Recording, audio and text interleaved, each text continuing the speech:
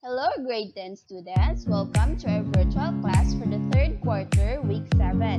I'm Abigail Sarmiento, your science teacher. Our lesson for today is about ecosystem biodiversity.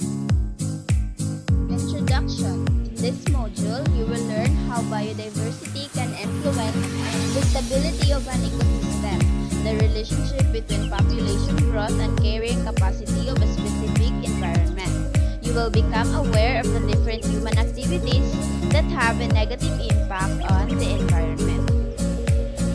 Biodiversity describes how varied our life forms in different ecosystems. The Philippines is known for its very rich biodiversity. According to an article published in the Department of Environment and Natural Resources or DENR 2014 website, the country has more than 52,177 described species, of which more than half is found nowhere else in the world. On a per-unit area basis, the Philippines probably harbors more diversity of life than any other country on the planet. But our country is also considered as a biodiversity hotspot. This is because our country is continuously experiencing an alarming rate of environmental destruction, like damage of coral reefs, forests, and other similar important resources. Biodiversity and stability. Biodiversity is a term that describes how varied living things are in a specific area. How many kinds of living things can be found in your community? Think about a place in your community. Try to identify organisms that can be found in your locality and are valuable. Organisms are part of biodiversity and may be economically and ecologically valuable. Their products are source of food, medicine, clothing, shelter, and energy. These organisms are also important in maintaining balance in the ecosystem as they performing their specific roles. Some species maintain the quality of natural bodies of water. Some prevent soil erosion and floods, cycle minerals in the soil and absorb pollutants. Others feed on insects and pests, which control the population of organisms in a certain environment, thus making the ecosystem balanced and stable. The value of species can be divided into various categories. First, direct economic value. The species is considered to have direct economic value if their products are sources of food, medicine, clothing, shelter, and energy. For example, some medicines being used nowadays have formulations extracted from plants or animals. Vinblastine and vincristine are two chemicals that have been extracted from rosy, periwinkle, or tsitsirika in Tagalog, and are used in chemotherapy for Hodgkin disease and some form of cancer, including lymphocytic leukemia. Another common plant, Vitex, negundo, or lagundi, is extracted for cough syrup production. Next, indirect economic value. A species has an indirect economic value if there are benefits produced by the organism without using them. For example, certain species maintain the chemical quality of natural bodies of water, prevent soil erosion and floods, cycle materials in the soil, and absorb pollutants. Next, aesthetic value. A lot of species provides visual or artistic enjoyment, like a forested landscape and the calming beauty of a natural park, or they may be used for spiritual meditation like the prayer mountains. Biodiversity is very important because it sustains through flow of energy, the food web on Earth, and contributes to environmental stability. Stability of an ecosystem can be described as the resilience to withstand changes that may occur in the environment. There are many changes that occur in the environment which may be a result of natural or human activities. These changes may severely reduce biodiversity and result to the instability of the ecosystem.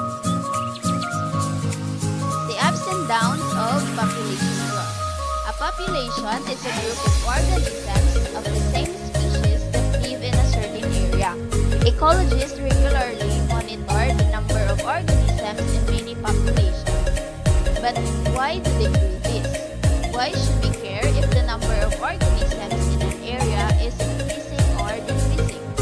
Well, populations that are growing or diminishing can be indicators of potential problems in the organism's environment, and such conditions alarm the ecologist if something is going wrong. But it is not enough to simply know if the number of organisms in an area is increasing or decreasing. Ecologists need to know why the number of organisms is decreasing. So one of the main questions ecologists ask themselves is this: why is the population sizes increasing or decreasing? There are many factors that can cause a population size to change. But first, you must understand the basic reasons behind why a population increases or decreases. Any population, whether it be that of humans, animals, the mold growing on the bread, or the bacteria living in your intestines, will grow if more organisms are being developed, genetically modified organisms, or born than are dying. The number of births in a population is called the birth rate or natality. The number of organisms that are dying in a population is called the death rate or mortality. Thus, if the birth rate is greater than the death rate, a population will grow. If the death rate is greater than the birth rate, then the population will decrease. Think about it. The human population is currently growing at an exponential rate. How can this be explained in terms of birth and death rate? The monkey-eating eagle, Jeffrey, is considered an endangered species. While populations will probably continue to grow in size, a population of organisms cannot grow forever. Its growth will be limited or stopped at some point, and the death rate will be greater than the birth rate. A population's growth is limited by two general factors: density-independent factors and density-dependent factors. To understand why scientists named these factors in the way they did, you must first understand the concept of population density. Population density refers to the number of organisms per unit area. If a population's density is very high, that means there are a lot of organisms crowded into a certain area. If a population's density is low, that means there are very few organisms in an area. A factor that regulates a population's growth and is influenced by population density is called density-dependent limiting factor. If the population's density does not directly influence changes in population's growth, then it is called a density-independent limiting factor. Density-independent limiting factors that can stop a population from growing can be such things as natural disasters, temperature, sunlight, and the activities of humans in the environment. Natural disasters such as tropical cyclones, floods, earthquakes, and fires will stop a population from growing no matter how many organisms are living in a certain area. The same goes for the temperature of an area and the amount of sunlight it receives. If the temperature increases due to global warming, this will cause a decrease in a population's number, no matter how large or small the population was to begin with. Human activities that alter the environment will also decrease the number of organisms in a population, regardless of the size of a population. Density-dependent limiting factors come into play when a population reaches a certain number of organisms. For example, when a population reaches a certain size, there will be enough resources, like food, shelter, and water, for all of the organisms. This could cause the population to stop growing when it reaches the maximum number of organisms that can be supported or carried by the environment. This number is known as the population carrying capacity in a particular environment. Each population of organisms has a different carrying capacity, depending on the amount of resources available in the area in which it lives. Limiting factors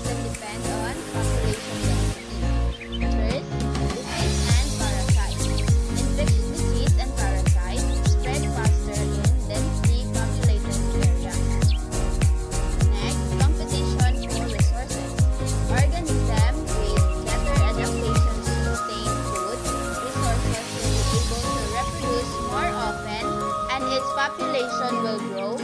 The organisms that have limited abilities to compete for the resources will not reproduce as often, may not be fit enough to live long, and can cause their population to decrease.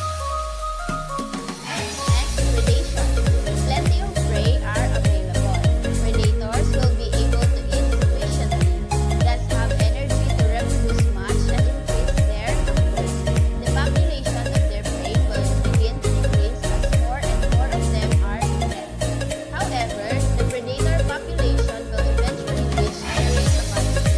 There will not be enough prey for all of the predators in the population, since the predators themselves compete for their prey resource. As the number of prey decreases, so will the number of predators, because there is not enough food to sustain them. Next, immigration. Immigration occurs when a population approaches its carrying capacity and individual organisms leave and go to a new area where they can find enough resources for survival and reproduction. This will obviously cause a decrease in the amount of organisms in a population. Environmental problems and issues. The Philippines is considered as one of the biologically richest country in the world because of its high biodiversity at various levels.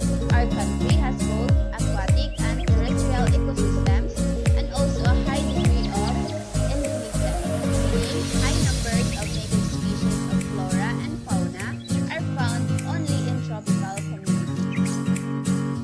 We have all these rich natural biological resources, but we have not truly protected them. We are losing this global heritage due to habitat destruction, overuse, and pollution. As our forests are destroyed at a fast rate, the natural habitats which are dwelling places of plant and animal species are also lost.